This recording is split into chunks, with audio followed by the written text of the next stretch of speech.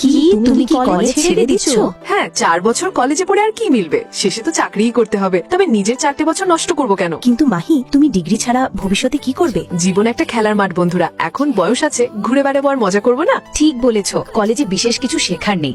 আমার তো মাহিকে দেখে হিংসে হচ্ছে, কত সাহস ওর। আমার মনে হয় যে সময়ে যে কাজটা জরুরি সেটাই করা উচিত। আমাদের ভবিষ্যৎ নিয়ে ভাবা দরকার। আমার মনে হয় মাহি একদম সঠিক সিদ্ধান্ত নিয়েছে। আরে চলো রিঙ্কি, আমরা গেম খেলি। রিঙ্কি দেখো, মাহি সাংঘাই চলে গেছে, কত মজা করছে ও। আরে বাহ, ওর লাইফ তো একদম সেট। রিয়া দেখো, মাহি সাংঘাই পৌঁছে গেছে। আরে বাহ, আমি এইমাত্র লাইব্রেরি থেকে ফিরলাম। তোমার লাইফ তো একদম বোরিং। ভবিষ্যতের জন্য এখন যেটা জরুরি আমি সেটাই করছি।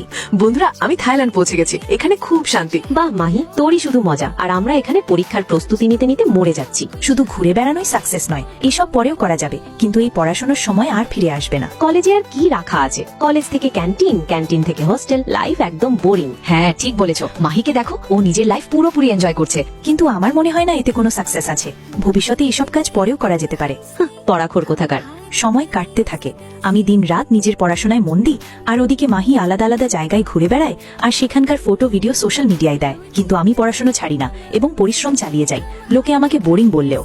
একদিন আমার সাফল্যের দিনও চলে আসে। বন্ধুরা, আমার একটা বড় কোম্পানিতে ম্যানেজারের চাকরি হয়ে গেছে। আমারও জব হয়ে গেছে, আর আমি তো গভর্নমেন্ট অফিসার হয়ে গেছি।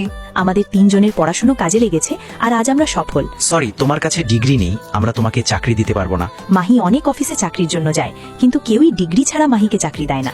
এক্সকিউজ মি, একটা কফি দিন। জি, 1 মিনিট। মাহি, তুমি এখানে? রিয়া, তুমি? মাহি, 2টো কফি নিয়ে এসো, একসাথে বসে খাবো। মাহি কফি নিয়ে বলল, রিয়া, আজ আমার খুব অনুশোচনা হচ্ছে। ইস, সেদিন যদি তোমার কথা শুনতাম। মাহি, যে পড়াশোনাকে তুমি বোরিং মনে করেছিলে, সেই পড়াশোনাই হলো সাফল্যের সবচেয়ে নিশ্চিত পথ। আচ্ছা, আমি চলি, বাই। মাহি, তুমি আমার ক্যাফের ম্যানেজার কেন হয়ে যাচ্ছ না? না স্যার, আমি ফিরে গিয়ে আমার পড়াশোনা শেষ করব। বন্ধুরা, আমাদের তাৎক্ষণিক খুশির পেছনে ছোটা উচিত নয়, কারণ আজকের পরিশ্রমই হলো আগামী দিনের আসল খুশি আর সাফল্যের রহস্য। আজ আমার মায়ের জন্মদিন। কে কে লাইক ও সাবস্ক্রাইব করে কমেন্টে ওনাকে শুভেচ্ছা জানাবেন?